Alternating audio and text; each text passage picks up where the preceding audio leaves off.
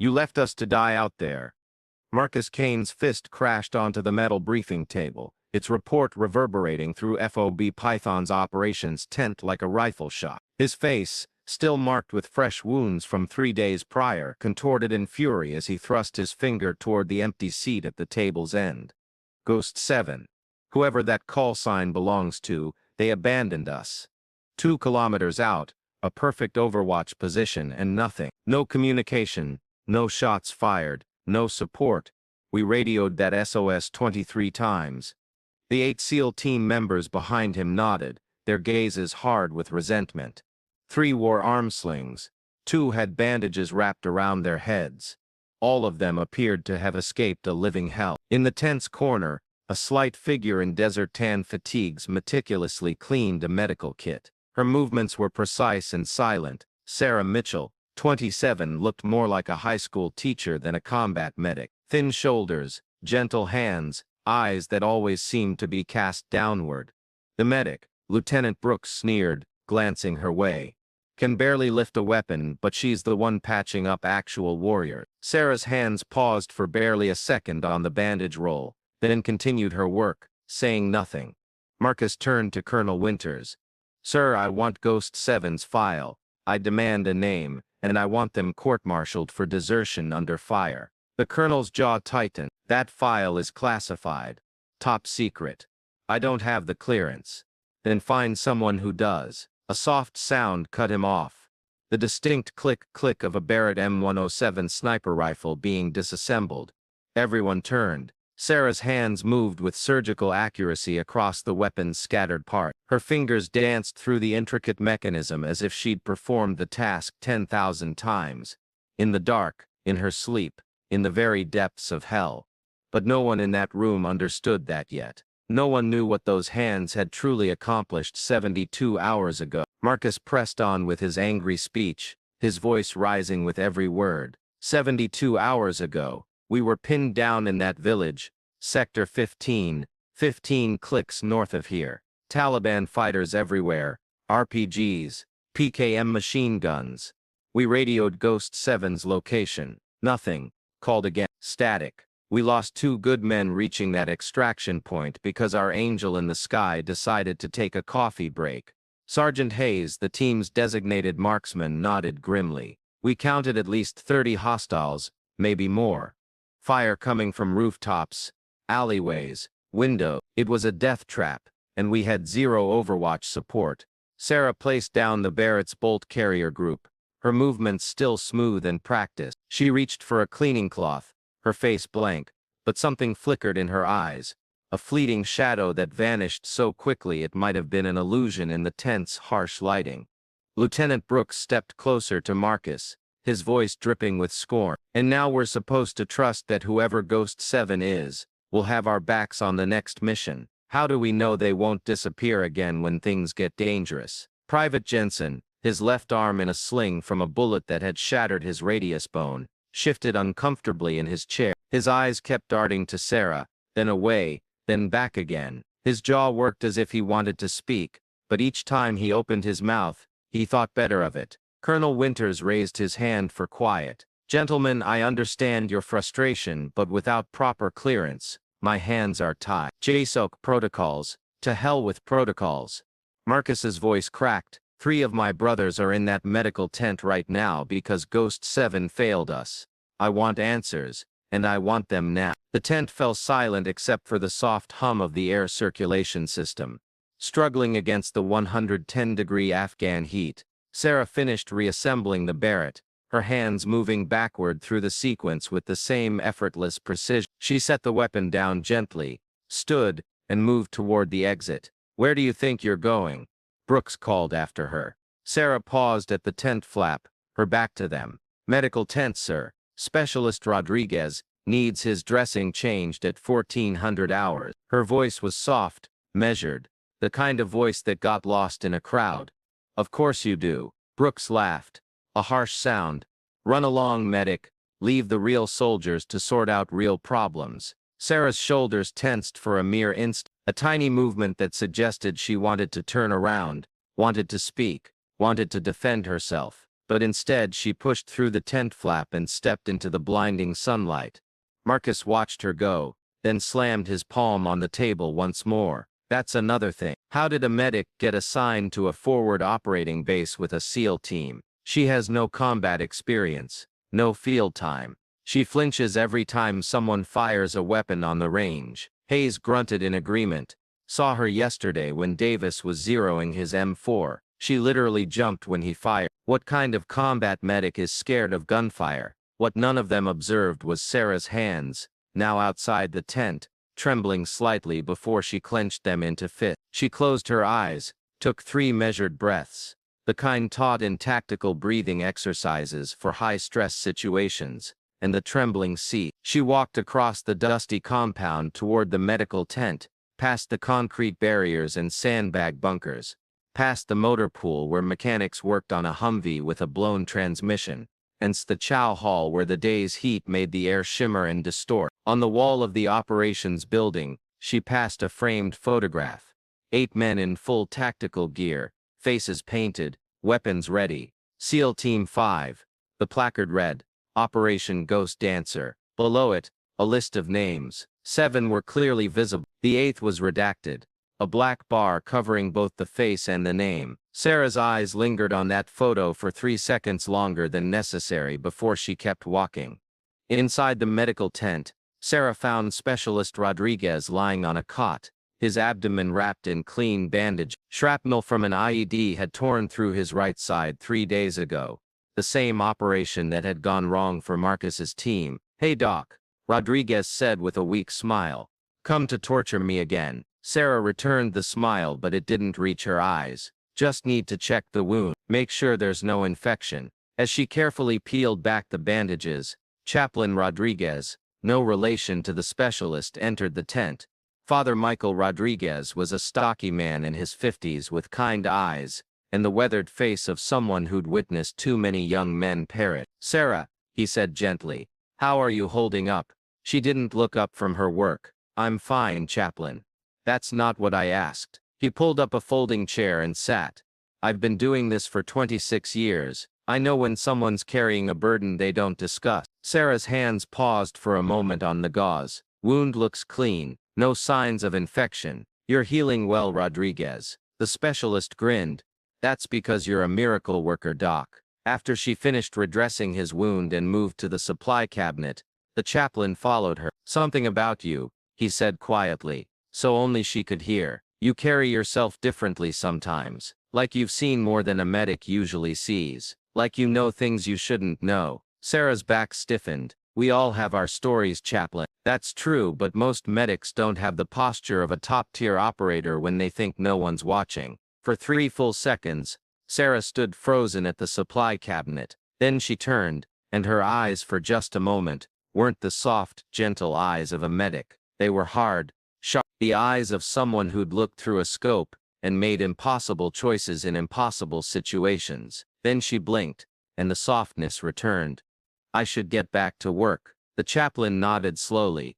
"You know where to find me if you need to talk." That evening, as the sun painted the Afghan sky in hues of orange and red, Marcus gathered his team at the shooting range on the eastern edge of the FOB. The range was a simple setup: sandbag berms, paper targets at various distances, and the ever-present dust that got into everything. Hayes was showing off as usual. He had just placed 5 rounds into an 800-yard target, the grouping tight enough to be covered with a fist. "That's how it's done, boys. Center mass every time." The other team members clapped appreciatively. Hayes was skilled, truly skilled. He'd served as the team's designated marksman for 3 years, with dozens of confirmed kills in Iraq and Afghanistan. Marcus checked his watch.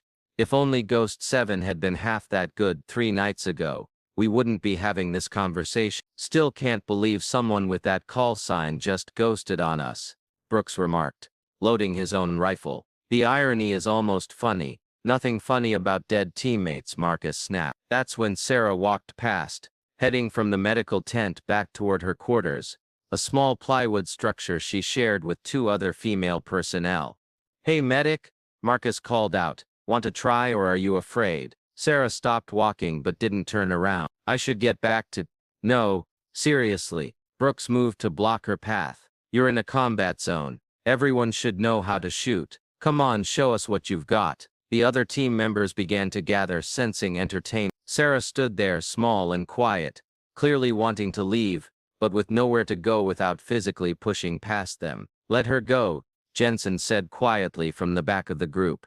She's off duty. Marcus ignored him. Just 3 shots, medic. 100 yards. Easy distance. Unless you're too scared. The trap was obvious. If she refused, she'd appear weak. If she tried and failed, she'd be humiliated.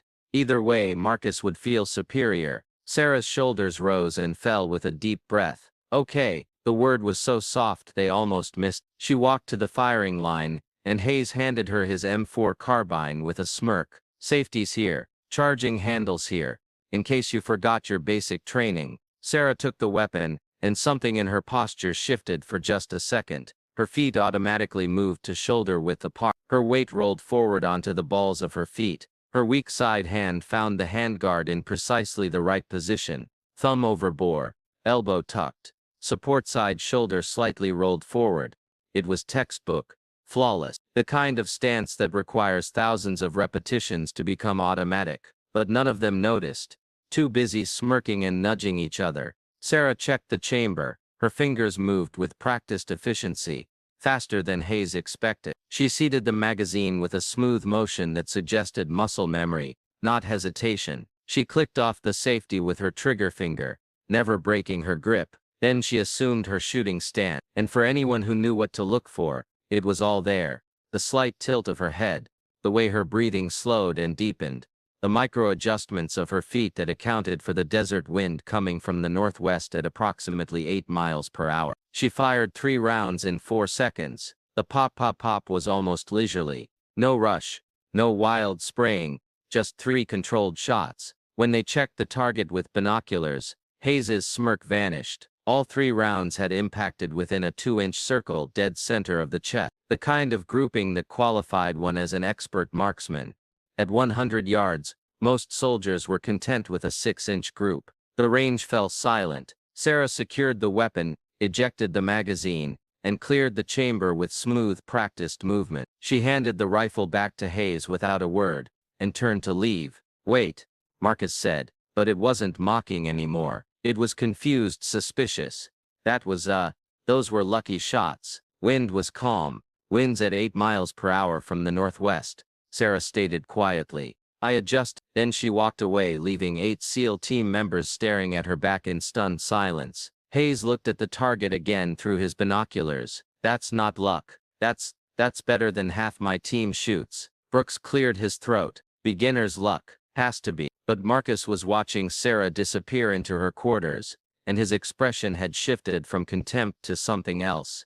Something that resembled the onset of doubt. Do it again, he called after her. 300 yards. Prove it wasn't a fluke. Sarah stopped walking for 5 full seconds. She stood motionless, her back to them. Then she turned around slowly. Sir, I really should.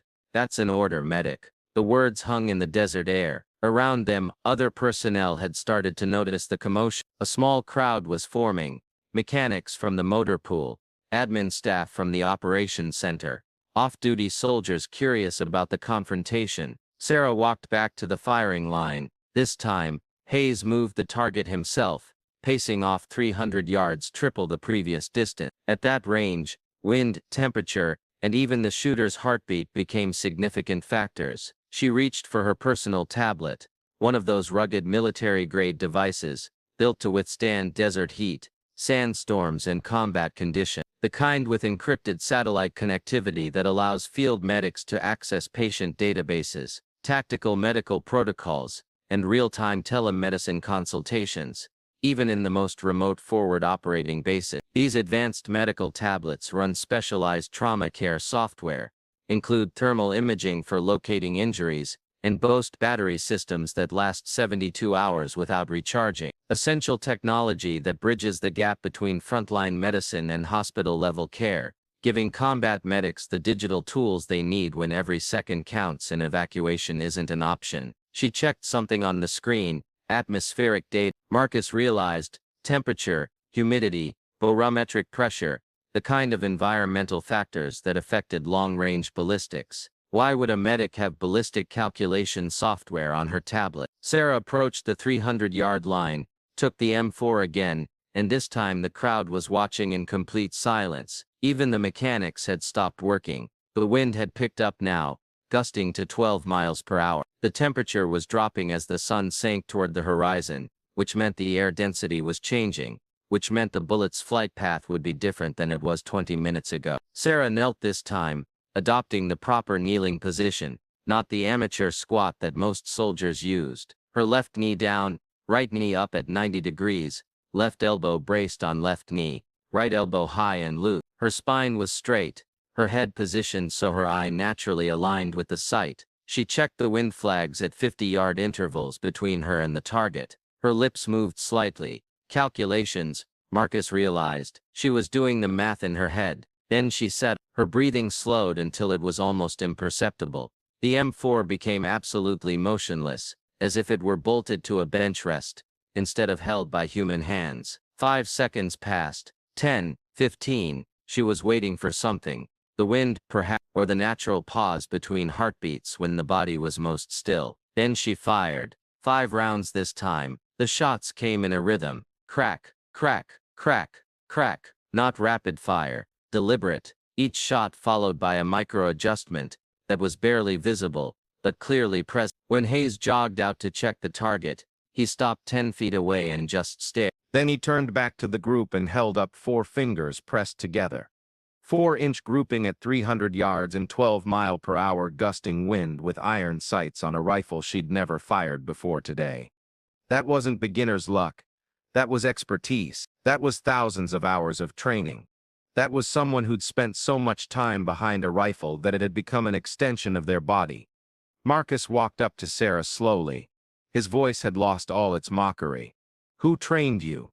Basic infantry training, sir. Everyone gets it. That's not basic anything. He stepped closer, his eyes searching her face. Who trained you? I need to get back to medical, sir. Specialist Chen needs his evening antibiotics. She tried to walk past him, but Hayes stepped into her path. The team sniper pulled his own rifle from its case. A heavily modified M110 semi-automatic sniper system tricked out with a Leopold scope, suppressor, and custom stock. It was his prized possession, and everyone knew it. No, Hayes said, and there was something in his voice now. Not mockery, but challenge. Professional challenge. You don't get to do that and just walk away. That shooting was too clean, too practiced. He pointed to the far end of the range where a small steel target sat at 800 yards. That's my personal record distance. Nobody on this base has hit it consistently except me. You want to prove you're just a medic who got lucky? Show us you can't hit that. Sarah looked at the distant target, then at Hayes, then at the crowd that had grown to 30 people now. Word was spreading. Even some officers had wandered over from the operations center. Sir, I don't think you don't have to think, Brooks interrupted. Just admit you can't do it and we'll leave you alone. It was another trap. Admit weakness now or try and fail publicly. Either way, they'd get to put her back in her place. But Sarah's eyes had changed again. That soft, gentle look was gone, replaced by something harder, something that had spent years looking at targets much farther away than 800 yards. Targets that shot back. Okay, she said quietly. Hayes offered her his custom M110, but she shook her head. The Barrett. Every head turned. She was pointing at the Barrett M107, 50 caliber rifle that Hayes had been cleaning earlier. A monster of a weapon designed for extreme long-range precision. It was sitting on a maintenance table 30 feet away, partially disassembled. That's not even put together, Hayes said. I know. Sarah walked to the table and stood over the Barrett's components. Receiver, bolt, assembly, barrel, stock, scope, bipod, all laid out in organized chaos. Then her hands started moving. She worked without hesitation, without checking references, without second-guessing. Her fingers flew through the complex assembly sequence like a concert pianist playing a piece she'd performed 1,000 times. Barrel into receiver thread seat torque. Bolt assembly check headspace. Verify extractor tension. Stock align mate secure. Scope and bipod mount level lock. The entire process took 1 minute and 47 seconds. Specialist Chen, the FOB's armorer, watched with his mouth hanging open. Holy, he caught him. I've seen SEAL snipers take longer. Sarah lifted the fully assembled Barrett, checked the chamber, loaded a 5-round magazine and carried the 30-pound rifle to the firing line like it weighed nothing. She went prone, adopting the proper prone position. Body at 45 degrees to the target line, legs splayed, left leg bent, right leg straight, both elbows planted firmly. The Barrett's bipod deployed with a soft click. She adjusted the scope with small, precise turns, checked the wind flags again, glanced at the distant heat shimmer rising from the desert floor, calculated the Coriolis effect in her head. At 800 yards, the rotation of the Earth actually mattered. Then she settled into absolute stillness. The crowd had gone silent. Even the wind seemed to pause. Sarah's breathing slowed. In through the nose for 4 seconds. Hold for 4 seconds. Out through the mouth for 4 seconds. Hold for 4 seconds. The tactical breathing cycle that calmed the heart rate and steadied the hands. She was waiting again, not rushing. Professional patience. Then the Barrett roared. The .50 caliber round produces overpressure that you feel in your chest cavity, even if you're 50 feet away. The muzzle brake channels the blast sideways, creating a shockwave that makes dust jump off the ground. 800 yards downrange, the steel target rang like a bell. Dead center hit. Hayes grabbed his spotting scope and confirmed what his ears had already told him. Perfect center mass. First round hit. Sarah calmly worked the bolt, ejected the spent casing, and prepared for a second shot. This time she waited 20 seconds, reading the wind as it shifted from northwest to west-northwest. The flags danced and settled. She fired again. Another bell-like ring. Another perfect hit. By the third shot, people were taking out their phones. By the fourth, someone had called over Captain Emma Reed, the intelligence officer. By the fifth shot, which struck the target with such precision that it left a hole touching the holes from the previous 4 rounds, the crowd had swelled to 50 people. Hayes stood frozen, watching through his spotting scope. His own personal record was hitting that target 3 times out of 5. This medic, this small, quiet woman who flinched at loud noises, had just put 5 rounds into a grouping he could cover with his fist. Sarah secured the Barrett, removed the magazine, cleared the chamber, and began field stripping it again. Her hands moved with the same fluid precision, returning each component to its place on the maintenance table. Then she stood and brushed the dust off her fatigue. Marcus walked up to her, and his voice was shaking. "Who are you?" It wasn't a question this time. It was a demand. Sarah met his eyes for the first time since this had started. For just a moment, he saw something in those eyes, something cold and distant, and infinitely dangerous, something that had killed before and would kill again if necessary. Then she blinked, and the soft medic was back. "I'm a medic, sir, that's all." She turned and walked away, and this time no one tried to stop her. Marcus stood there staring at her retreating figure. His mind raced. Captain Reed approached him with her tablet already out. "Marcus, we need to talk." "Not now." "Yes, now." She pulled him aside away from the crowd. "I've been digging into Ghost 7's file. It's classified under JSOC protocols, which means Joint Special Operations Command. That's Tier 1 level classification. SEAL Team 6, Delta Force activity. Those are the only units that get JSOC classification." Marcus felt his chest tighten. "What are you saying?" "I'm saying Ghost 7 isn't regular special operations. They're Tier 1. And she pulled up something on her tablet. "I managed to get my hands on some metadata from the operation 3 nights ago. Thermal imaging from a Predator drone that was orbiting the area." She showed him the screen. Grainy black and white thermal footage showed Marcus's team pinned down in the village. The timestamp read 0231 hours. Then the camera panned to a hillside 2.3 kilometers away. A single heat signature, small alone behind a rifle. As they watched, muzzle flashes bloomed from that position. Silent in the thermal image, but clearly visible. 23 flashes over the course of 18 minutes, and on the ground in the village, thermal signatures went from white-hot to cool black. 23 enemy fighters eliminated by a single shooter at extreme range in total darkness. "That's impossible," Marcus whispered. "That's over 2 kilometers at night with targets moving in an urban environment." Reed zoomed in on the heat signature of the shooter. The thermal bloom made details impossible, but the outline was clear. Small build, female proportions. Marcus's head snapped up. It can't be. I think Ghost 7 might be. Reed hesitated.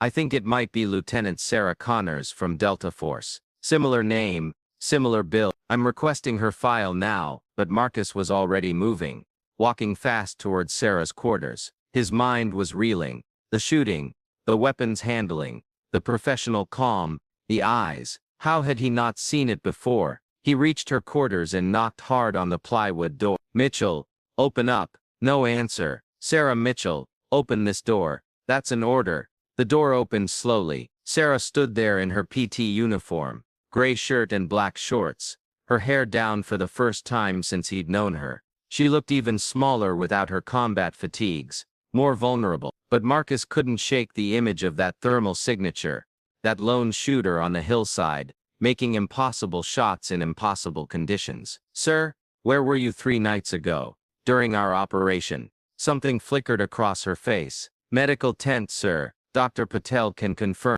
Don't lie to me. His voice was hard now, commanding. I need the truth. Where were you? Sarah's jaw tightened. For a long moment, she just looked at him, and he could see her weighing options, calculating consequences. I was exactly where I was supposed to be. She finally said. The next morning brought trouble. Marcus had spent the night digging through whatever records he could access, but Ghost 7's file remained locked behind classification. He couldn't breach. Reed had put in urgent requests through intelligence channels, but even she was hitting wall. At 08:00 hours, the team gathered in the briefing room for morning operations updates. Sarah was there too, sitting in the back corner, as always, taking notes on medical supply requests. Colonel Winters opened the briefing with routine items, supply convoy schedules, patrol rotations, intelligence updates on Taliban movement in the sector. Then he got to the important part. As you're all aware, we have ongoing concerns about the Ghost 7 situation. From Operation, I've escalated this to JSOC command, but so far I'm getting stonewalled. The file is classified at levels I don't even have names for. He looked directly at Marcus. Team Leader Kane, I understand your frustration, but until we get proper clearance, my hands are tied. Marcus, sir, with respect, 3 of my men nearly died because we had no Overwatch support. We need accountability. We need to know if Ghost 7 failed us, or if something else happened. I agree, but I think Ghost 7 might be closer than we realize. The room went silent. Everyone turned to look at Marcus. He pulled up the thermal footage that Reed had obtained. This is from Operation 02:31 hours. Our team is here. He pointed to the cluster of heat signatures in the village. And this, he moved the pointer to the distant hillside, is a lone shooter, 2.3 kilometers away. 23 confirmed enemy kills in 18 minutes. Murmurs rippled through the room. Now watch the shooter's heat signature. Small build, female proportions, in the shooting style. Patient, methodical, surgical. That's not suppressive fire. That's precision elimination. Hayes leaned forward. You think Ghost 7 was out there? I know Ghost 7 was out there. What I don't know is why they went dark afterward. Colonel Winters frowned. Where are you going with this, Kane? Marcus took a breath. This was career-ending if he was wrong, but if he was right, sir, I believe Ghost 7 is currently on this base. The murmurs grew louder. That's a serious accusation, Winters said. Do you have evidence? I have questions that need answers. Marcus turned to face the back of the room, starting with her. Every head turned to look at Sarah. She sat very still, her pen frozen on her notepad, her face unreadable. Mitchell, Winters said slowly, do you have something you want to tell us? Sarah shook her head. No, sir, because if you have information relevant to this investigation. I don't, sir. Marcus walked toward her. Then explain the shooting yesterday. Explain how a medic who supposedly flinches at loud noises put 5 rounds into a 4-inch group at 300 yards in gusting wind. Explain how you field stripped and reassembled a Barrett M107 in under 2 minutes. Explain how you made 5 consecutive hits at 800 yards. I got lucky, sir. Nobody gets that lucky. He stopped directly in front of her, and nobody has that kind of muscle memory unless they've been doing it for years. Corporal Davis, who'd been sitting near the back, suddenly spoke up. Sir, permission to add something? Go ahead, Dave. Yesterday I was in the medical storage area, and I accidentally knocked over Mitchell's personal locker. He was lying. Marcus could tell by the way his eyes shifted, but he continued. Some items fell out, including dog tags that didn't look like standard issue. Sarah's hands clenched on her notepad. What kind of dog tags? Winters asked. Davis pulled out his phone and showed a photo he'd taken. The image was clear enough to read. CPO Mitchell DEVGRU, Chief Petty Officer, Brooks added. That's an NCO rank. Winters held up his hand for silence. Mitchell, is this true? Sarah sat motionless for 5 full seconds. Then slowly she stood. Sir, I'd like to request legal counsel before answering any more questions. That's not a denial, Marcus said. Why would you need legal counsel unless, because you're accusing me of stolen valor at best, and desertion at worst? Her voice was still quiet, but there was steel in it now. And I'm not going to sit here and be railroaded without proper representation. Winters nodded slowly. Fair enough. We'll table this for now. But Mitchell, you're not to leave the FOB compound without authorization. Understood? Yes, sir. Dismissed. Everyone filed out except Marcus, Winters and Reed. They stood in tense silence for a moment. If she's really Chief Petty Officer Mitchell from DEVGRU, Reed said quietly, then Ghost 7 isn't just some sniper. It's a Tier 1 operator, which means we've been harassing and disrespecting someone who's probably got more combat experience than our entire team combined. Marcus finished. Winters pulled up his secure terminal. I'm making a call to JSOC directly. If Sarah Mitchell is on their roster, we'll know soon enough. He made the call. The conversation was brief, and mostly consisted of Winters listening. His expression changed several times, confusion and shock, and finally something that looked like dread. When he hung up, he just sat there for a moment. Sir, Marcus prompted.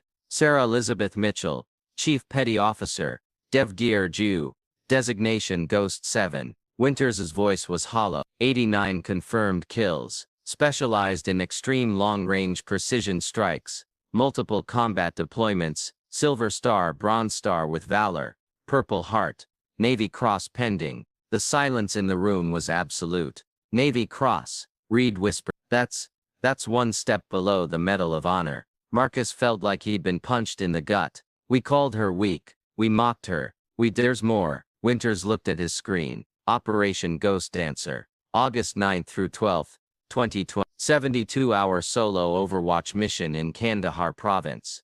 CPO Mitchell provided sniper support for SEAL Team 5 during a high-risk extraction operation. Enemy forces. He paused. Enemy forces estimated at over 100 combat. CPO Mitchell eliminated 73 targets over a 3-day period, allowing the team to complete their mission with 0 casualties. 73 kills in 3 days. Hayes's voice came from the doorway. He'd come back to retrieve his forgotten tablet, and heard everything. That's not humanly possible. On the 3rd day, Mitchell's position was compromised. She took shrapnel from an enemy mortar strike, lost radio communications, and had to self-extract while wounded. She crawled 8 kilometers through enemy territory before reaching friendly line. Spent 2 weeks in a field hospital with sepsis, before being medically evacuated to Germany. Winters looked up at them. The operation she supported 3 nights ago. That was you. Operation 1347-3. She was your Overwatch, Marcus. She's the one who saved you. But the radio silence. Her radio was damaged in a secondary explosion. She took more shrapnel. Winters checked his screen. Left shoulder, right ribs, minor concussion. But she stayed in position and continued engaging targets until your team was clear. Marcus sat down heavily. She was wounded. She was wounded and she kept shooting, and we called her a coward. There's one more thing. Winters turned his screen around. This is why her file was so heavily classified. See this notation. PTSD medical leave. Voluntary transfer to medical services. Psychiatric evaluation pending. Reed leaned in to read. She requested the transfer. Why would someone with her record voluntarily leave Tier 1 operations? Because she killed a child. The words came from the doorway. They all turned to see Chaplain Rodriguez standing there, his face gray. You knew? Marcus asked. The chaplain nodded slowly. She came to me 2 weeks ago, needed to talk, needed absolution, though I'm not sure anything I said helped. He entered the room and closed the door. It was during her last deployment before coming here. Rodriguez continued. Village raid. High-value target. She was providing overwatch when she spotted movement in a building. Someone with a weapon moving toward her team's position. She made the call, took the shot. Perfect hit. He paused, his eyes distant. When the team cleared the building, they found a 12-year-old boy. The Taliban had given him an AK-47 and told him to kill Americans, or they'd murder his family. He was crying when he raised that rifle, but through a scope at 900 meters, Sarah couldn't see the tear. She just saw the weapon. The silence was suffocating. That's why she left combat operations, Rodriguez said. That's why she became a medic. She told me she'd taken enough lives. Said she wanted to save them instead. Said maybe if she saved enough people she could balance the scales for that one child she couldn't save. Marcus felt sick, and we accused her of cowardice. She is a coward, Brooks said from the doorway. He'd returned as well, and his voice was hard. She ran from combat. Doesn't matter what happened, you don't abandon your team. She didn't abandon anyone, Winters said sharply. She requested a transfer through proper channels. Say was granted medical leave for psychological trauma. There's no shame in that. There is when you hide who you are, Brooks shot back. She let us think she was just some weak medic. She let us believe Ghost 7 abandoned us. If she'd just been honest from the start, then what? Chaplain Rodriguez's voice cut through the room. Would you have treated her with respect, or would you have made her service into entertainment? Put her on display like a trained animal? Look at the woman who can shoot. She came here to heal herself and others. She deserved the dignity of privacy. Brooks started to respond, but Winters held up his hand. Enough. What's done is done. The question now is what we do next. We apologize, Marcus said quietly. We get on our knees and we apologize. It's not that simple. Reed was still reading the file on Winters' screen. Look at this pending notation. There's a classified investigation into Ghost 7's actions during Operation 30. Someone at JSOC is questioning whether she should have engaged at all, given her medical leave status. That's ridiculous, Hayes said. She saved our lives, and she did it while officially off combat duty, Reed countered. Which means she potentially violated direct orders. Which means if JSOC decides to make an example of her, she could face disciplinary action, court-martial even. Marcus stood abruptly. Then we make sure that doesn't happen. We need to find her. We need to. The lights in the building flickered and went out. Emergency lighting kicked in 3 seconds later, bathing everything in red. Then the base alarm started wailing. All personnel, this is not a drill. The PA system cracked. We have reports of hostile forces moving toward the perimeter. All combat personnel to defensive positions. Repeat.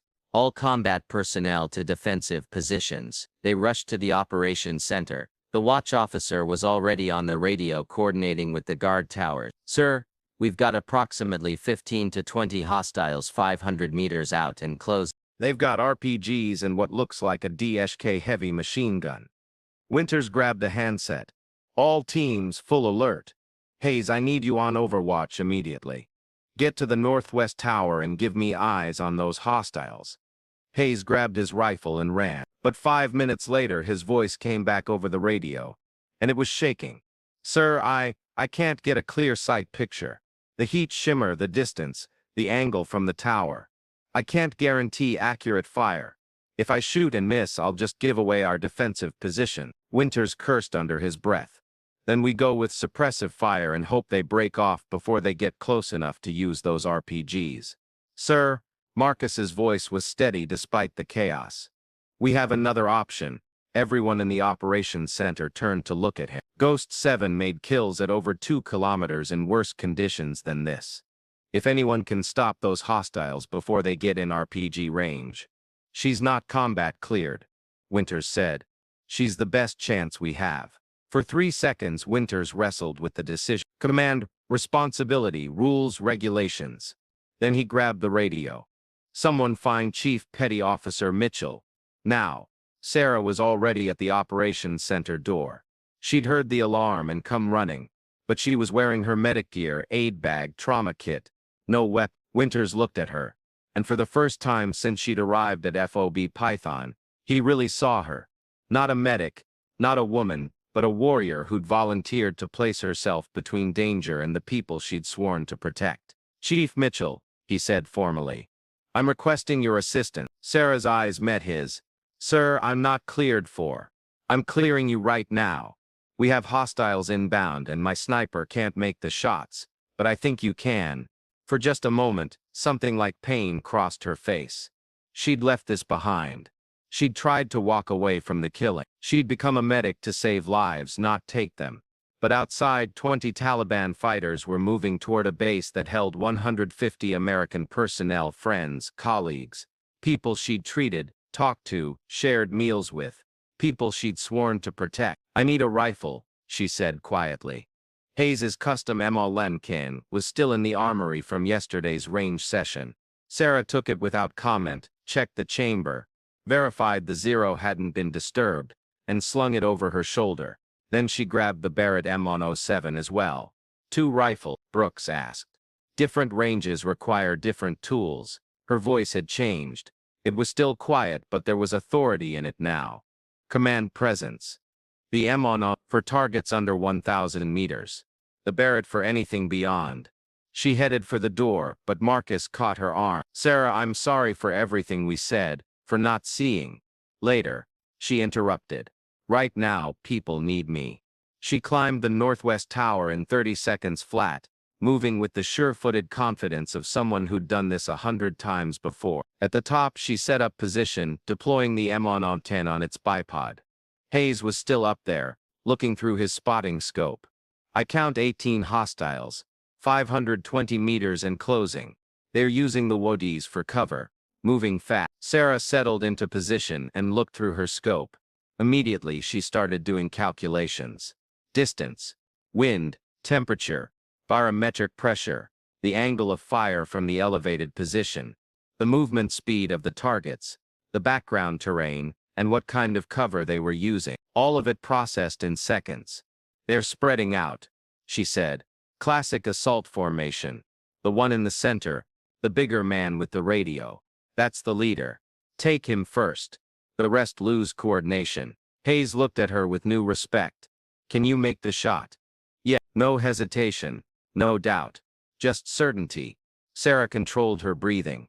In, hold, out, hold. Her heart rate dropped from 70 beats per minute to 55. Her hands became perfectly still. The rifle was an extension of her body, and her body was a machine built for this singular purpose. She waited for the target to emerge from cover. 3 seconds. 5. 8. There. The Taliban leader stepped into a gap between two WODs, and Sarah's finger pressed the trigger. The M1 barked once, 520 meters downrange. The target dropped like a puppet with cut string. "Good hit," Hayes confirmed through his spotting scope. "Target down." Holy cow. But Sarah was already tracking her second target. The hostiles were reacting now, taking cover, returning fire. Bullets cracked overhead, impacting the tower's sandbag. She fired again, another target down, then again, and again. Each shot was deliberate, patient. No wasted rounds, no panic, just cold mechanical precision. "Target 9 is moving to the DEVGRU," Hayes called out. "Heavy machine gun, 700 meters." Sarah tracked left, found the target setting up the heavy weapon, and put a round through his chest before he could fire a single shot. The hostiles were breaking now, realizing they were being cut down by someone they couldn't even see. They started to retreat, but Sarah kept firing. Anyone who showed themselves, anyone who tried to provide covering fire, anyone who raised a weapon. In 90 seconds she fired 19 rounds. 18 targets went down. One round missed when the target dropped into cover at exactly the wrong moment. "Cease fire," Winters called over the radio. "All hostiles are either down or retreating. Effective defense." "Well done." Sarah secured her weapon and stood. Her hands were steady, her breathing was controlled, but her eyes looked haunted. Hayes was staring at her. 18 shots, 17 kills in 90 seconds under fire. I've never seen anything like that." "It's just math," Sarah said quietly. "Ballistics, wind, distance, it's all just math." She started to climb down from the tower, but her leg buckled. Hayes caught her arm. You okay? That's when he saw the blood.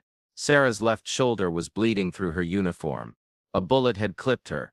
Not a direct hit, but enough to tear flesh and leave a ragged wound. You're hit. It's minor. She tried to pull away, but Hayes held firm. You were shot and kept shooting. The mission wasn't complete. Hayes just stared at her. This small, quiet woman who'd let them mock her, who'd endured their contempt, who'd been wounded twice in a week and hadn't said a word about it. By the time Sarah reached the ground, word had spread. A crowd was forming.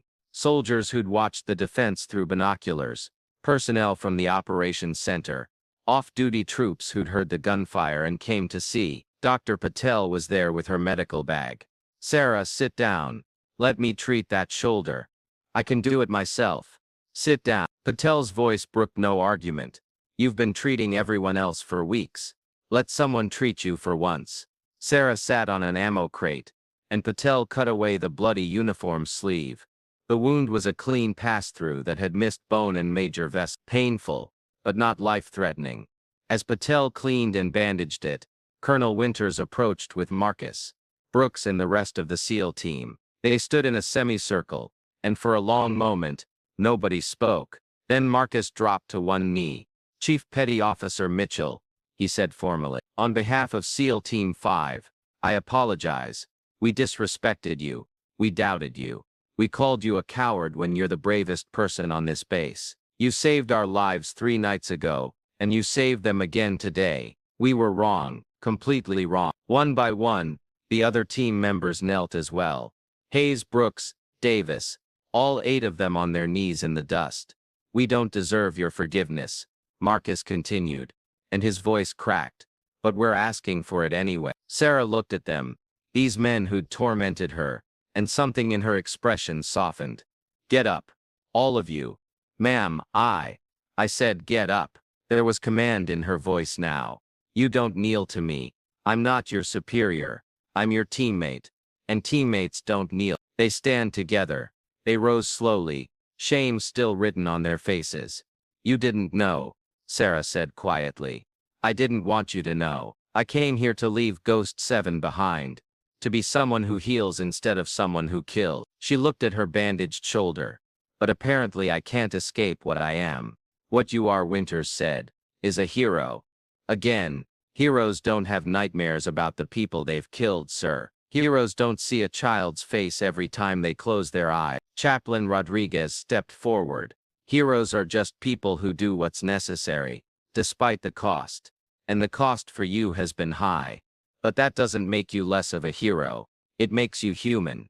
Sarah's eyes glistened, but she didn't cry. I'm tired of killing, Chaplain. I'm so tired. I know, but today you saved 150 lives. That matters. Does it balance? 18 more dead to save 150. When does the math finally work out? When do I get to stop? Maybe never, Rodriguez said gently. Maybe that's the burden that warriors like you carry. But you don't carry it alone. Marcus stepped forward. For what it's worth, Chief, you don't have to be Ghost 7 if you don't want to be. You can be Sarah the medic. You can be whoever you need to be. But know this. If you ever need us, if you ever need anything, we owe you our lives twice over. Sarah nodded slowly.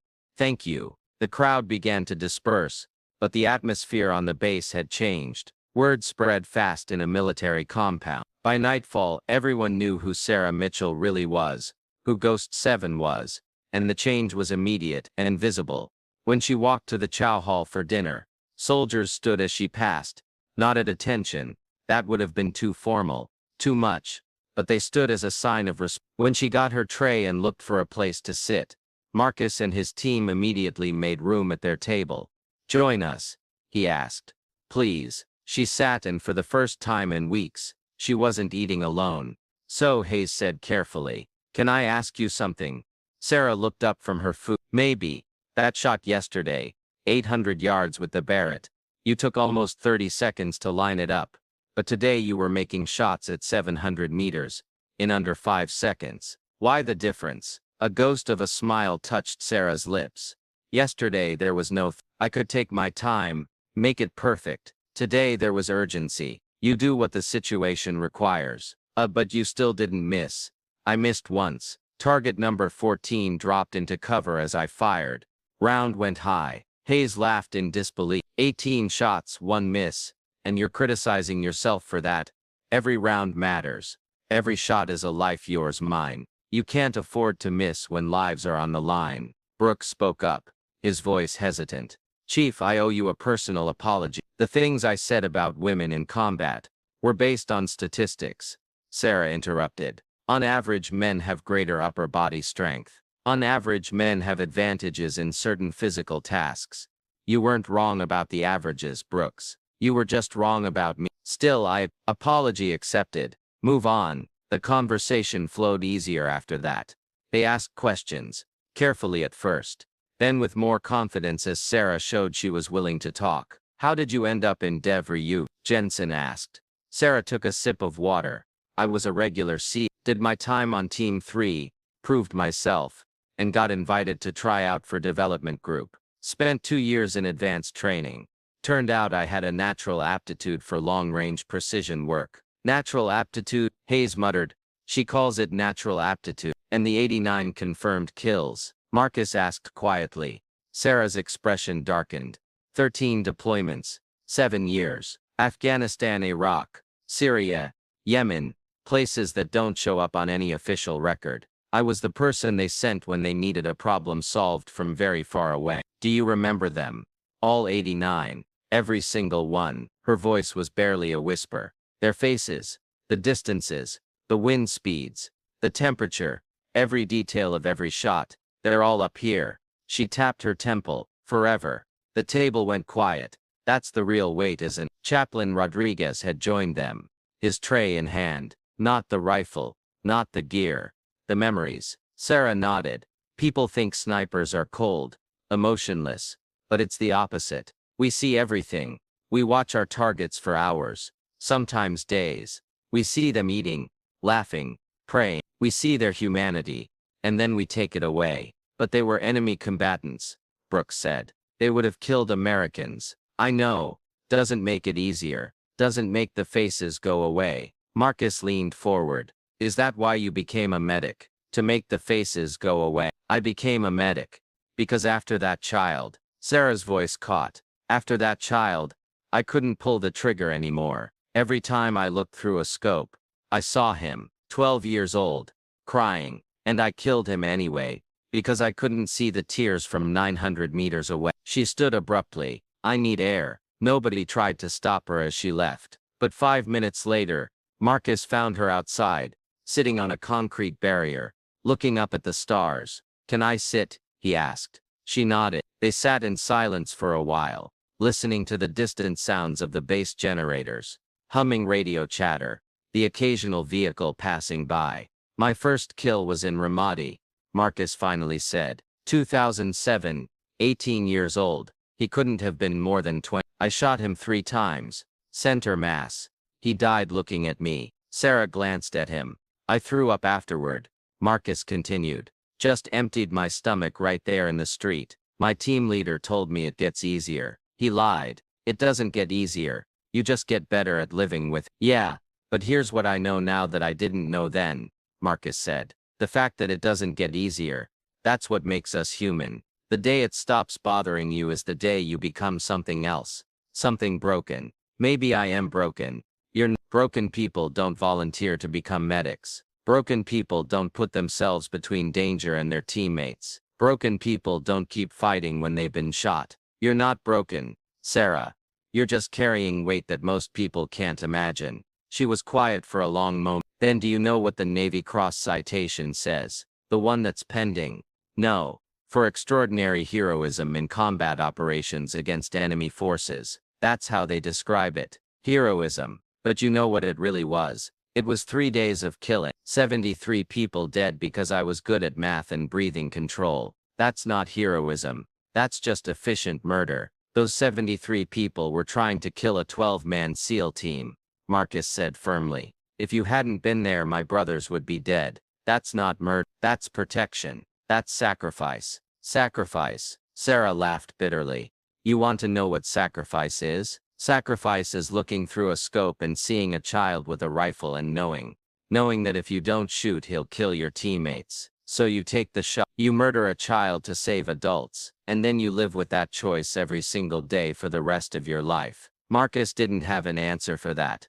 There wasn't one. I'm sorry, he finally said.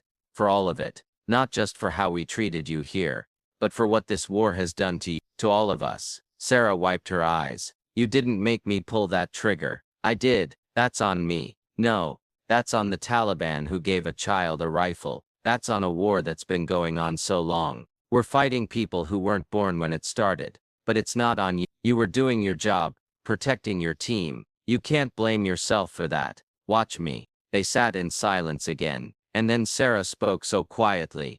Marcus almost missed it. Thank you. For what? For not treating me like I'm fragile. For not trying to tell me it'll all be okay. For just sitting here. Anytime, Chief. She smiled slightly. You can call me Sarah, only if you stop calling us sir. We're teammates now. Equals.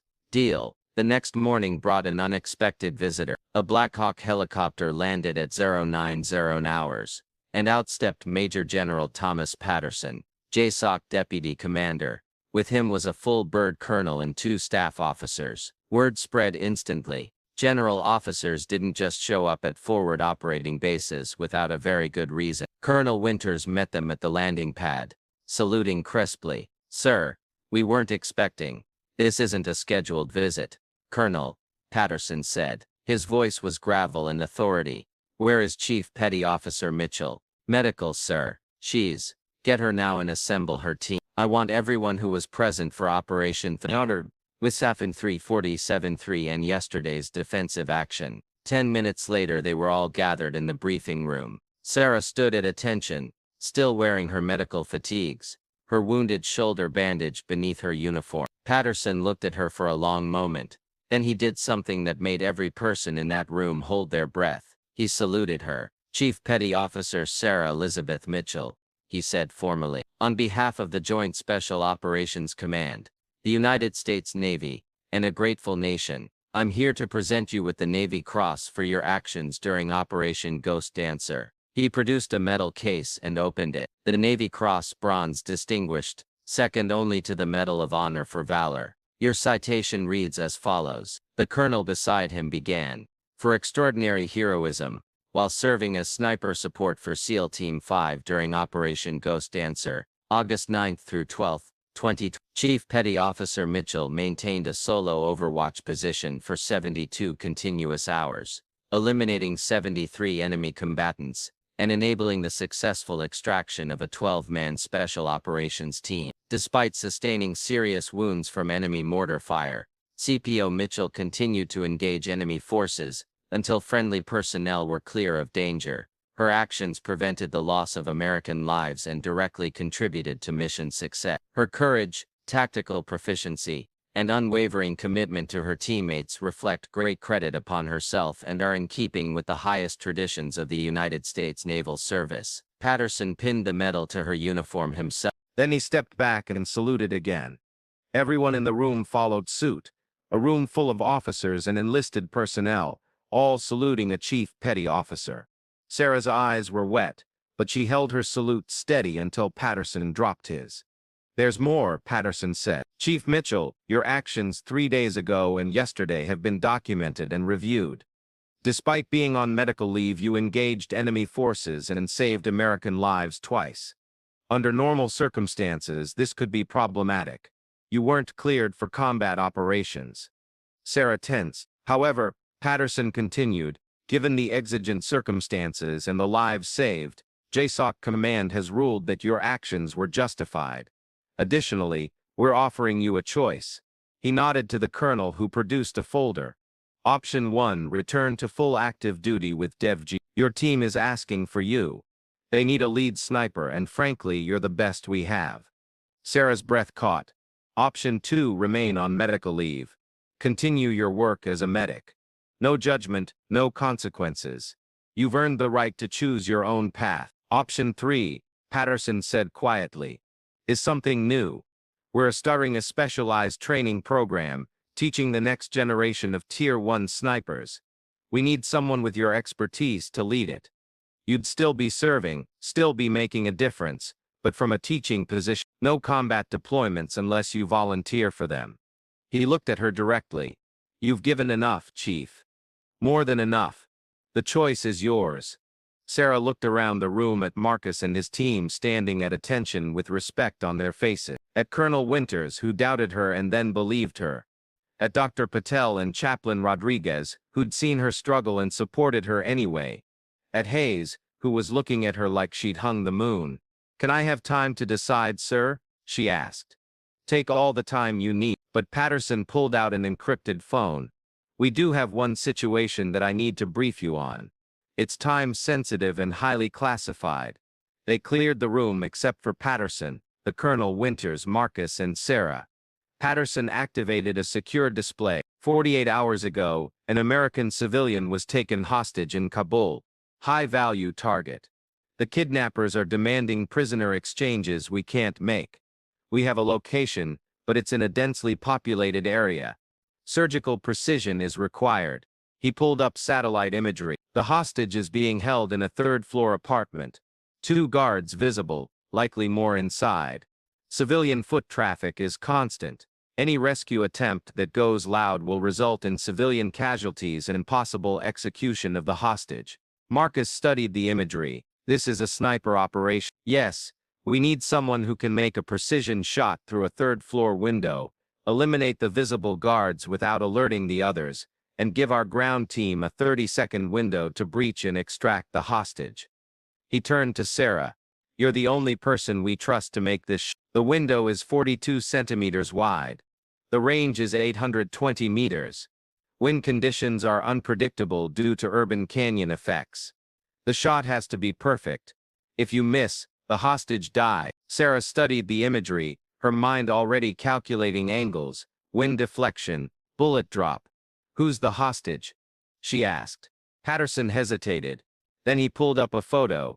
Senator Robert Mitchell, age 62, distinguished public servant, former Army officer, 3-term senator. Sarah's father. The room went dead silent. You're his daughter, Patterson said quietly. We didn't make the connection until yesterday. Your file has your mother's maiden name. That's why it didn't flag. But when we started digging, he paused. Sarah, I wouldn't ask this if we had any other option. But you're the best. And time is running out. Sarah stared at the photo of her father. They hadn't spoken in 5 years, not since she'd joined the Navy against his wishes. He'd wanted her to go to law school, to follow him into politics. She'd wanted to serve. They'd parted on bad terms. Angry words, doors slammed. A relationship fractured that neither of them had bothered to repair. And now he was going to die and she picked up a rifle again. Unless she became Ghost 7 one more time. She looked at her bandaged shoulder, at the Navy cross on her chest. At the faces around her, warriors who doubted her and then believed her. Who'd seen her at her weakest, and at her strongest. Sarah closed her eyes. She could see them all, 89 faces. Every person she'd killed, every shot she'd taken. The child with the rifle, crying as he died. Could she make it 90? 91? Could she pull that trigger one more time for her father? For a man who'd disowned her, who'd called her a disappointment. Who'd said she was wasting her life in the military, but he was still her father. And she'd taken an oath to protect Americans, even the ones who didn't believe in her. She opened her eyes. Send the coordinates, she said quietly. Patterson nodded. You leave in 4 hours, we'll have full tactical support. Your choice of equipment. I want Gunnery Sergeant Morrison as my spotter. And I want that Barrett M107 I used yesterday. Hayes's rifle. It's already zeroed to my preferences. Done. Anything else? Sarah looked at Marcus. I want your team on the ground element. The breach team. If I make the shot, you're the ones I trust to get my father out alive. Marcus didn't hesitate. We're in. 3 hours and 47 minutes later. Sarah was in a Blackhawk, heading toward Kabul. She changed into full tactical gear. Plate carrier. Helmet. Night vision. Communication. The Barrett M107 was secured beside her, along with Hayes's M110 as a backup. Gunnery Sergeant Tex Morrison sat across from her, his weathered face calm and professional. "Been a while since we worked together, Ghost." 4 years. "You ready for this?" Sarah checked her equipment for the third time. Magazine, chamber, scope, everything perfect, everything ready. "No," she admitted. "But I'm doing it anyway. That's all anyone can ask." The helicopter flew low and fast, using terrain masking to avoid detection. Behind them, 2 more Blackhawks carried Marcus's SEAL team and their support element. They landed 3 kilometers from the target building in a pre-secured compound that CIA had arranged. From there, Sarah and Tex would move to their sniper position, while Marcus's team positioned for the breach. The sniper position was the roof of a 5-story building 820 meters from the target. It gave them a perfect sightline to the 3rd-floor apartment window where Senator Mitchell was being held. Sarah and Tex made the climb in full darkness, using night vision to navigate the stairs. At the top, they set up their hide, a concealed position behind the roof's parapet, with the Barrett's muzzle barely extending past the concrete. Through her scope, Sarah could see the target apartment. 2 guards visible, both armed with AK-47s. They were smoking cigarettes, talking casually, completely unaware that they were being watched. "Range confirmed," Tex said, checking his laser rangefinder. 823 meters. Wind 3 to 4 miles per hour variable. Temperature 21 degrees Celsius. Barometric pressure 1012 millibars. Sarah adjusted her scope based on the data. At this range, every variable mattered.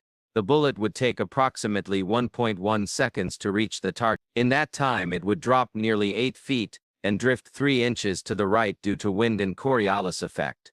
She'd made harder shots before, but never with her father's life hanging in the balance. "Ground team in position."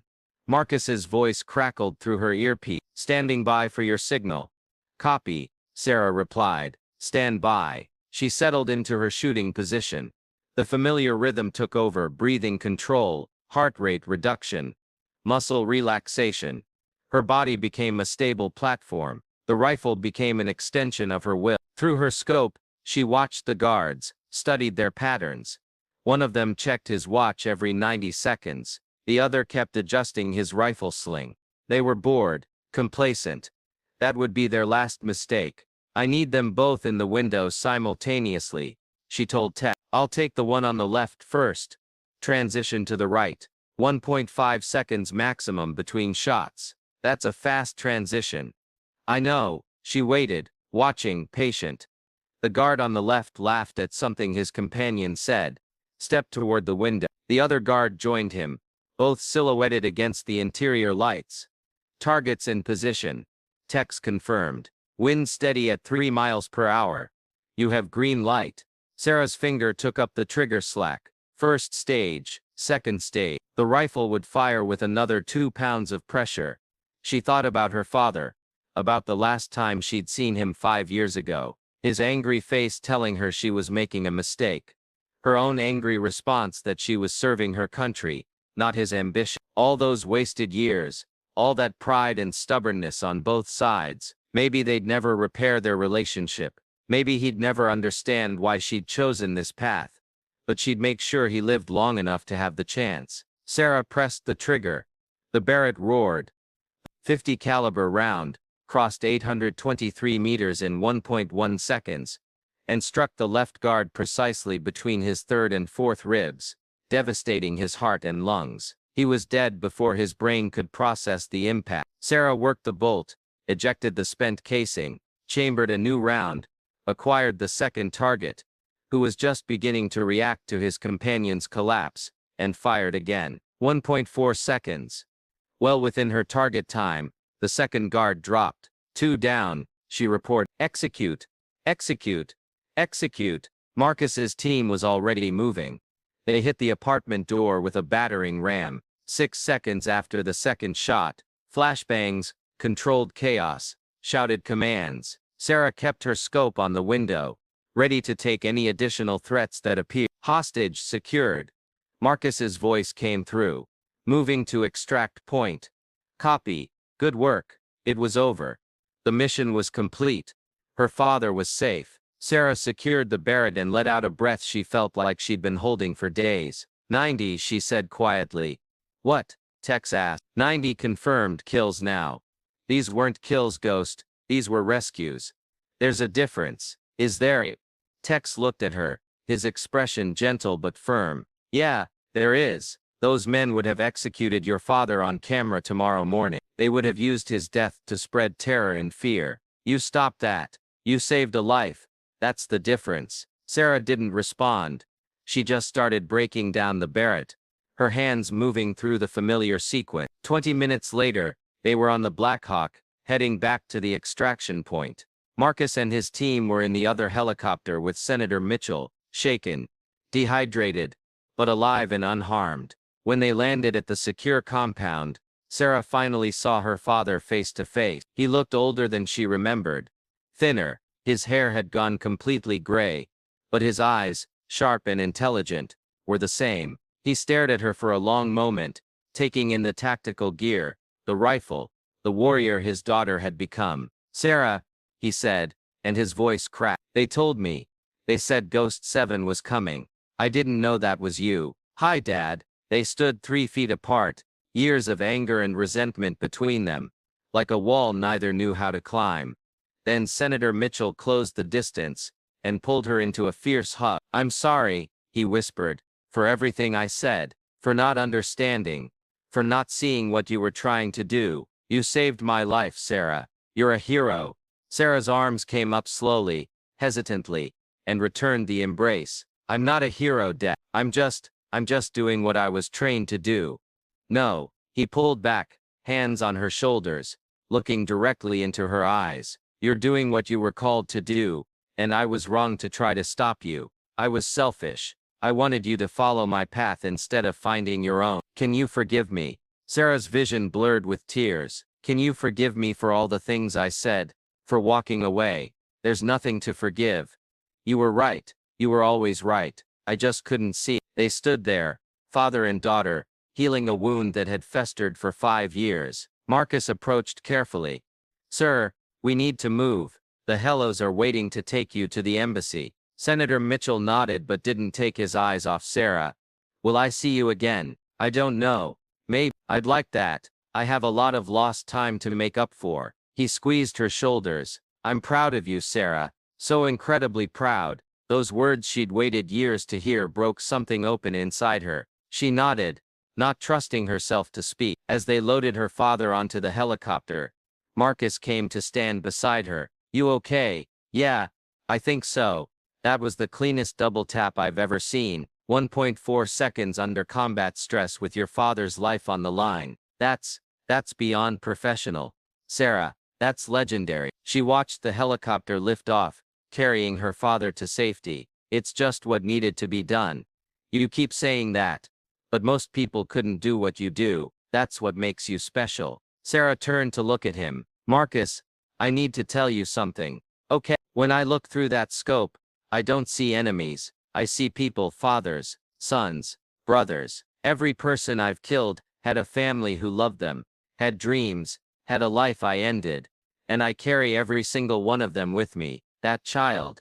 He's always there every time I close my eyes. I know. Do you? Because sometimes I wonder if the cost is too high. If maybe I've given too much, lost too much of myself. Marcus was quiet for a moment. Then he said, my grandmother used to tell me a story about a man who carried stones in his pocket. Every time he did something he regretted, he'd put a stone in his pocket. Eventually the weight got so heavy, he could barely walk. So he went to a wise woman and asked her how to get rid of the stones. What did she tell him?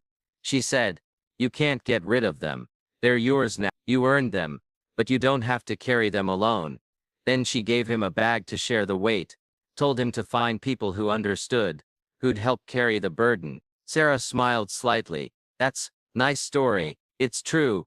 You're carrying stones, Sarah. 90 of them now, but you don't have to carry them alone. We're here. Your team, your friends, will help carry the weight. I'm not sure I deserve that. None of us deserve it.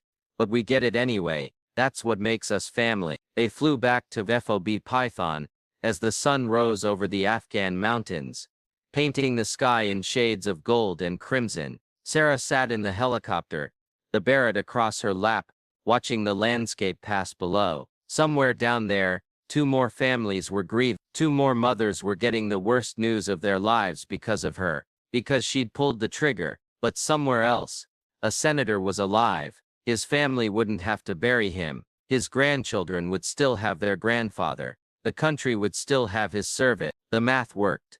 The equation balanced. But it never felt like it did. Back at the FOB, word had spread again. When Sarah climbed out of the helicopter, there was a crowd waiting, not to gawk or stare, but to welcome her home. Hayes was first in line. "Chief, heard you made an 823-meter double tap in under 2 seconds. That's going in the record books." 1.4 seconds, Sarah corrected automatically, then smiled. "And it's not a record. Tex did a 1.2 in Fallujah back in 2004. Still counted," Tex said, walking up behind her. "And for the record, mine was with a Barrett in daylight. You did it with night vision in an urban environment, with hostage rescue protocols. Your shot was harder." Dr. Patel pushed through the crowd with her medical bag. "Shoulder.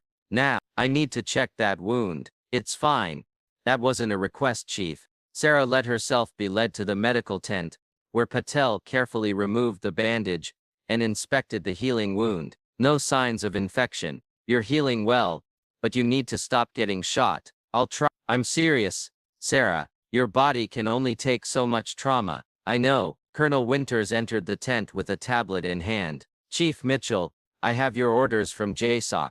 They're giving you 72 hours to make your decision. Option 1, 2, or 3. But they need an answer by Friday at 1800 hours. Sarah nodded slowly. "Can I ask you something, sir?" "Of course. What would you do if you were me?" Winters considered the question carefully. "Honestly, I don't know. All 3 options have merit. DEVGRU needs you. You're the best at what you do. Medical Corps needs you. You're a gifted healer. And training the next generation, that's a legacy that will outlive all of us. But the question isn't what the military needs. It's what you need. What does Sarah Mitchell need to be whole, to be happy, to be at peace?" Sarah looked at her hands. Hands that had killed 90 people. Hands that had healed hundreds more. "I don't know if I'll ever be at peace, sir. Maybe not. But you can be useful. You can be purposeful. You can make a difference. That's all any of us can hope for." That evening, Sarah found herself at the small memorial wall near the operations center. It held photos and names of service members who had been killed in action, a reminder of the cost of war. Chaplain Rodriguez was there, as he often was, standing quietly in front of the wall. "Paying respects?" Sarah asked. "Always. Each of these people had a story, dreams, people who loved them. It feels wrong not to remember them. Do you ever wonder if it's worth it, all this death and sacrifice?" Rodriguez turned to look at her. "Every single day. But then I think about what would happen if good people stopped standing between evil and the innocent. I think about the dictators and terrorists and warlords who would run unchecked, and I realize that as terrible as war is, there are things even more terrible. And sometimes the only thing standing between civilization and chaos is people like you, people like me who are really good at killing, people like you who are really good at protecting. There's a difference." Sarah leaned against the wall, exhausted. "I don't know what to do, Chaplain. JSOC wants an answer, and I don't have one. What does your heart tell you?" "My heart tells me to run away and never look at another rifle, as long as I live." "And your head?" "My head tells me that if I don't do this, someone else will have, someone who might not be as good, who might make mistakes, who might get people killed because they weren't trained well enough." "Sounds like you already know your answer." Sarah closed her eyes. Option 3, training, teaching, passing on what I know so the next generation doesn't have to learn it through trial and error, through deaths that could have been prevented. That's a noble choice, is it? Or am I just looking for a compromise? A way to stay connected to combat without having to pull the trigger myself? Does it matter if the end result is better trained warriors who save more lives? Does your motivation really matter? Sarah opened her eyes. "You're very wise, Chaplain. I'm very old. There's a difference."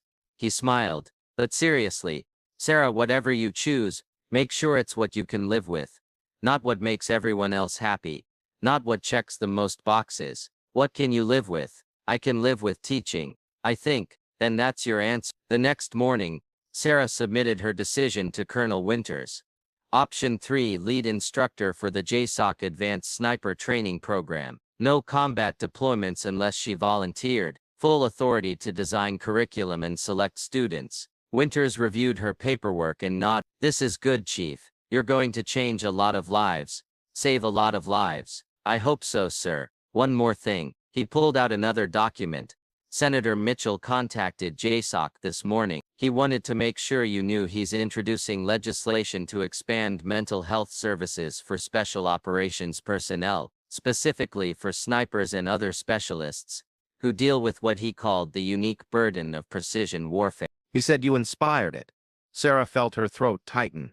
He did that? Said it was the least he could do for the woman who saved his life. Also said he'd like to visit you once you're stateside if you're willing. I am very willing. The next 48 hours passed in a blur of paperwork, packing and goodbyes. Marcus and his team threw her an informal farewell party in the chow hall. Nothing fancy, just pizza and soda and stories. Remember when you made that 800-yard shot? And Hayes nearly had a heart attack. Marcus laughed. Hayes grinned. I did not nearly have a heart attack. I was just surprised. Deeply, profoundly surprised. You dropped your coffee cup, Brooks added. It shattered everywhere. Because I was shocked. A medic who'd supposedly never fired a rifle just outshot me with my own weapon. To be fair, Sarah said quietly, I had fired a rifle before. They all laughed. Jensen raised his soda can. A toast to Chief Sarah Mitchell, Ghost 7, the warrior who saved our lives and then saved them again. The woman who taught us that strength comes in all forms, and heroes don't always announce themselves. We will never forget you. Everyone raised their drinks. To Ghost 7. Sarah felt tears prick her eyes. Thank you, all of you, for accepting me, for forgiving me, for seeing past who I was hiding, for giving me a second chance. You gave us a second chance at life, Marcus said. Seriously, twice. We're the ones who should be thanking you. You already did by seeing past the medic to the person underneath, by treating me like family. As the party wound down and people drifted away, Hayes approached Sarah with something wrapped in cloth. Chief, I want you to have this. He unwrapped it. His custom M1 Ven rifle, the one she'd used to make those perfect shots. The one that had helped save her father. Hayes, I can't. Yes, you can. This rifle has been in my family for 3 generations. My grandfather carried it in Vietnam. My father in Desert Storm. I've carried it for 7 years and now I want you to have it. Train the next generation with it. Make sure they understand that it's not just a tool, it's a responsibility. Sarah took the rifle reverently. I'll take care of it. I promise. I know you will. On her last morning at FOB Python, Sarah made one final visit to the memorial wall. She stood in front of it, looking at the faces of the fallen, and whispered a prayer for them all. Then she added one more prayer for the 90 people she'd killed, for the child she couldn't save, for all the souls caught in the machinery of war. I'm sorry, she whispered, for all of it. I hope someday you can forgive me. The Black Hawk lifted off at 10 hours.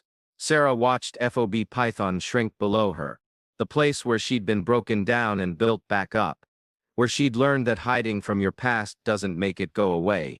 It just makes you smaller. Marcus, Hayes, Brooks, Jensen and the rest of the team stood on the helipad, saluting as she left. She returned the salute until they were out of sight. As Sarah considered her future, she thought about the post-military transition programs available to special operations veterans.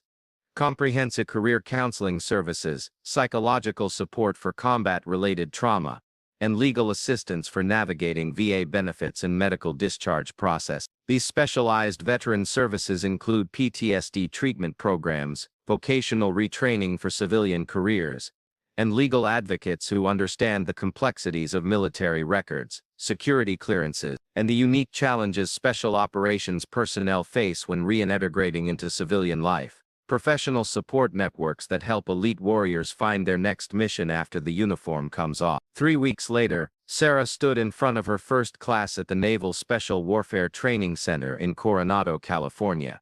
20 students, all experienced combat veterans, all qualified snipers, all there to learn from the best. My name is Chief Petty Officer Sarah Mitchell, she began. Some of you may know me as Ghost 7. I have 90 confirmed kills across 13 deployments. I've made shots at ranges you probably think are impossible. I've operated alone behind enemy lines. I've done things I'm proud of and things that keep me awake at night. She paused, looking at each student in turn. But here's what I want you to understand on day one. Being a sniper isn't about the rifle. It's not about the distance or the wind or the math. It's about the weight. Every shot you take, every life you end, you carry it forever. And if you're lucky, if you're strong, if you're surrounded by people who understand, you learn to carry it without letting it destroy you. She picked up Hayes's M1 Ven from the table beside her. This rifle belonged to my friend. He gave it to me because he understood something important. We don't own these weapons. We're just their temporary caretakers. And our job is to pass them on to the next generation with the wisdom we've earned through blood and sacrifice. One student raised his hand. Chief, is it true you made a sub-2-second double tap at over 800 meters? 1.4 seconds. And yes, but that shot cost me something. Every shot does. The question you need to ask yourself is, are you willing to pay that price? Because I can teach you the mechanic. I can teach you the math and the breathing and the trigger control, but I can't teach you how to live with the consequences. That's something you'll have to figure out on your own. She set the rifle down and looked at them all. Welcome to advanced sniper training. By the time we're done, you'll be the best shots in the world. But more importantly, you'll understand the responsibility that comes with that skill. You'll understand that every round you fire changes you, and you'll have the tools to carry that change without letting it break you. Now, she continued, let's talk about the fundamentals, because before you can make the hard shots, you need to master the easy ones. And the easy ones are never as easy as they look. The class laughed, and Sarah felt something shift inside her. This was right. This was where she was meant to be. Not on a hilltop, looking through a scope at targets 2 kilometers away. Not in a medical tent patching up wounds and pretending she was someone else. But here, teaching, mentoring, passing on the lessons she'd learned at such terrible cost. Over the next months, Sarah built a reputation as a demanding but fair instructor. She pushed her students hard, but she also supported them. She taught them not just to shoot, but to think, to assess, to make ethical decisions under impossible pressure. And slowly, carefully, she began to heal. The nightmares didn't stop. The faces didn't go away. The child with the rifle still appeared every time she closed her eye, but she learned to carry them better, to share the weight with people who understood, to find purpose in making sure the next generation didn't have to learn the same lessons she had. 6 months into her new position, she received a visit. Senator Robert Mitchell walked into her office unannounced, accompanied by a staffer and a security detail. Dad, Sarah stood quickly. What are you doing here? Can a father visit his daughter at work? He smiled, but his eyes were serious. I wanted to see what you've built here. She gave him a tour of the facility, the ranges, the classrooms, the simulation rooms. He watched her teach a class on wind reading and was visibly impressed by her command presence, and the respect her students showed her. Afterward, they sat in her office with coffee. You found your calling, he said simply. I can see it in your face. You're at peace here in a way you never were before. I wouldn't say at peace, Sarah demurred. But purposeful, useful. That's enough. It's more than enough. He reached across the desk and took her hand. Sarah, I've spent the last 6 months trying to make amends for the years I was a terrible father. The legislation I mentioned, it passed. Full funding for mental health services for special operations personnel. But more than that, I've been talking to people, learning about what you went through, what all of you go through. Dad, you don't have to. Yes, I do, because I was wrong about everything. I thought serving in politics was the highest form of service. I thought what I did in Congress mattered more than what you did in the field. But I was an idiot. You're out there saving lives, training warriors who will save more lives. That's real service. That's real sacrifice. And I'm so damn proud of you I can barely stand it. Sarah's eyes filled with tears. Thank you. That means everything to me. I have something for you. He pulled a small box from his pocket. This was your grandfather's. He was a Marine sniper in Korea, made shots that people still talk about. He would have been so proud of you. So I want you to have his challenge coin. He opened the box. Inside was a worn brass coin with a Marine Corps emblem on one side and coordinates on the other. Those coordinates, her father explained, are where he made his longest confirmed kill, 1,200 meters in 1951, with a rifle that barely qualified as precision equipment. He carried this coin for 60 years. When he died, he left it to me with instructions. Give this to the warrior in the family, the one who understands what it costs. Sarah took the coin with trembling hands. I'll treasure it always. I know you will. He stood and pulled her into another hug. I love you, Sarah. I'm sorry it took me so long to say it. I love you too, Dad. After he left, Sarah sat alone in her office, turning the challenge coin over and over in her hands. 3 generations of snipers. 3 generations of warriors who'd carried the weight of their choices. She wasn't alone. She never had been. That evening, as the California sun set over the Pacific Ocean, Sarah stood on the beach near the training center. She held the challenge coin in one hand and Hayes's coin in the other, 2 pieces of metal representing honor, sacrifice, and the unbreakable bonds between warriors. Her phone buzzed. A text from Marcus. Team reunion next month. You in? She smiled and typed back. Absolutely, wouldn't miss it. Another message appeared. This one from an encrypted number. Ghost 7. This is Viper. CIA Special Activities. We have a situation. High-value target. American hostages. Kabul. 72 hours. We need you. Sarah stared at the message for a long time. She thought about option 3, about teaching, about building a life that didn't revolve around looking through scopes at human targets. But she also thought about those American hostages, about families waiting for their loved ones to come home, about warriors who might not make it back because the shot was too hard, the angle too difficult, the conditions too challenging.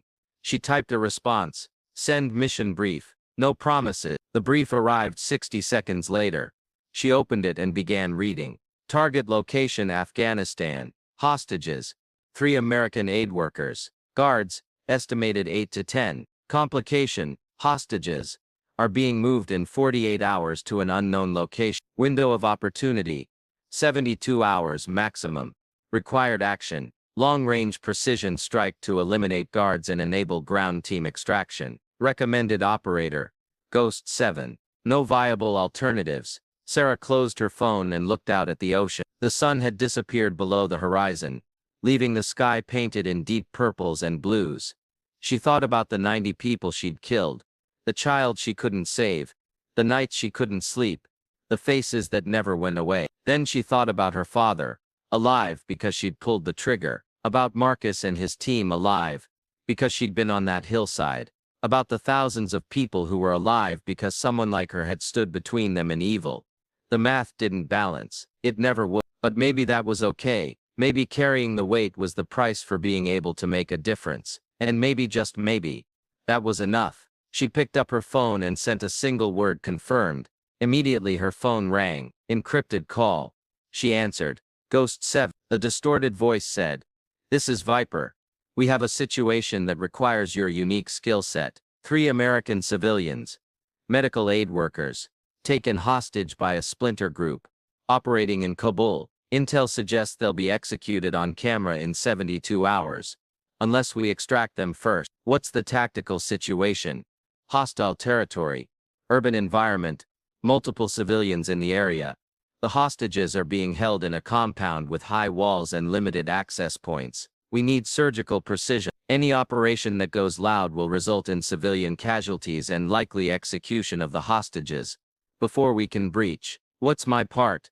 You'll provide overwatch from an elevated position approximately 1,000 meters from the target compound. Your job is to eliminate external guards and provide cover for the extraction team during exfil. We're estimating 8 to 10 hostiles, half inside the compound, half patrolling the perimeter. Who's the ground team?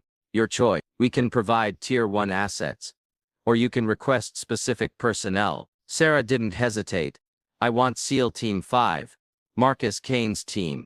They know how I operate. Done. They're being notified now. Wheels up in 18 hours. You'll link up with them at DEVGRU. Run through mission planning and execute at 2200 hours local time. Understood, Ghost 7. One more thing. This is voluntary. You're not active combat duty. You can say no. Sarah looked at the challenge coins in her hand. Her grandfathers, her friends, both worn smooth by warriors who'd carried them through hell. "I'm in," she said. "Those aid workers came to Afghanistan to help people. They deserve someone who will help them. I'll be there. Thank you, Chief. Transport will pick you up at 0600 tomorrow." The call ended. Sarah stood on that beach for a long time, watching the stars emerge in the darkening sky. Somewhere in Afghanistan, 3 innocent people were waiting for rescue, waiting for hope. She would be their hope. She would be Ghost 7 one more time. And when it was over, when the hostages were safe, and the mission was complete, she would come back here and continue teaching, continue healing, continue carrying the weight of her choices with the help of people who understood. Because that's what warriors did. They stood between evil and the innocent. They paid the cost that others couldn't afford. They carried the weight that would crush ordinary people. And they kept moving forward, day after day, mission after mission, knowing that every life saved mattered. Every person protected was worth the nightmares.